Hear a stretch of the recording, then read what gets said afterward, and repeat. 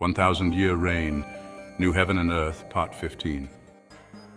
According to the Bible and its references in Revelation concerning the 1,000 years, I find no other verse that supports the controversial teachings that church leaders have spread across the world, that Jesus will live and reign here on earth for 1,000 years as we await for Judgment Day.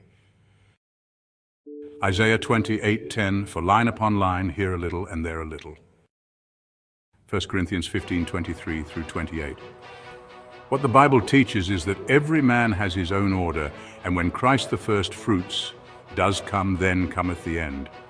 This verse here states a clear message, vindicating that when Christ does come, then cometh the end.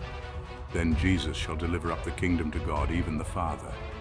Then God shall put down all rule and all authority and power, for God must reign till he hath put all enemies under his feet. The last enemy that shall be destroyed is death, for God hath put all things under his feet. So when God saith all things are put under him, it is manifest that he is accepted, which did put all things under him. And when all things shall be subdued unto him, then shall the Son also himself be subject unto God that put all things under him, that God may be all in all.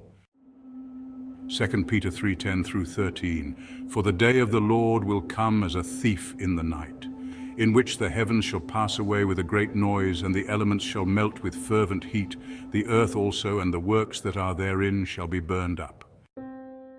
Again, when I read this passage, I see a clear depiction of what's to take place when the Lord comes. The earth will be burned up. These verses need no explanation nor interpreter to understand its literal approach.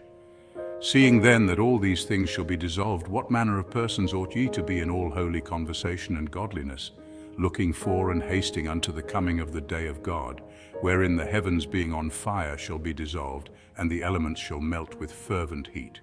Even this passage points out the obvious of what is to happen to the whole entire universe when Jesus returns. The heavens will be on fire. So there is absolutely no way this earth will remain in space for another 1,000 years after Christ comes. Nevertheless, we, according to his promise, look for new heavens and a new earth wherein dwelleth righteousness. When God's work is finished and Judgment Day comes. So, according to my figurative, literal interpretation, the 1,000-year reign was a part of history. There is no other verse in the Bible which supports a futuristic 1,000-year reign theory of us or Jesus living here on earth when he returns, but explains that we Christians look toward his promise of a new heaven and earth.